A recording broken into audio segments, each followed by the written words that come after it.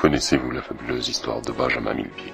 Connaissez-vous l'histoire de celui qui a fait de la France un pays libre et non soumis à l'emprise d'autres pays? Ce jeune étudiant en droit avait un rêve, celui de libérer notre beau pays du marasme économico-politique dans lequel il était plongé.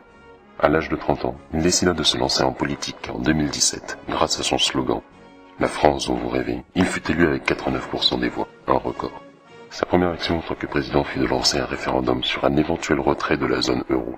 Notre bon peuple décida qu'il était temps d'arrêter les frais et de se retirer. Afin d'améliorer l'industrie du bâtiment et l'économie française, il fit ériger des murailles tout le long de la frontière.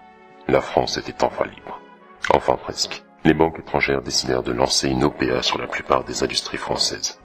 Heureusement, les milices françaises s'organisèrent et brûlèrent la plupart des opposants. Ils furent récompensés et furent appelés le Conseil des 1000 mains. Ils veillent désormais sur nous. Souvenez-vous des tristes événements de février 2022. Souvenez-vous lorsque des groupuscules étrangers et des collaborateurs, hélas français, firent exploser des centaines de bombes dans tout notre beau pays. La loi Mille Oreilles fut appliquée. Pour votre sécurité, souriez, vous êtes écoutés. Elle permit l'arrestation des terroristes, et en avril 2022, Benjamin Millepied est réélu en tant que président et élu à vie en tant que leader. Si vous êtes en sécurité et libre, c'est grâce à notre père leader. Si vous êtes en sécurité et libre, c'est grâce à notre père leader. Si vous êtes en sécurité et libre, c'est grâce à notre père leader.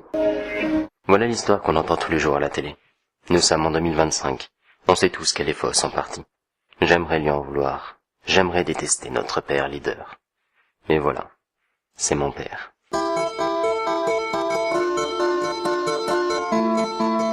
2025, notre père leader.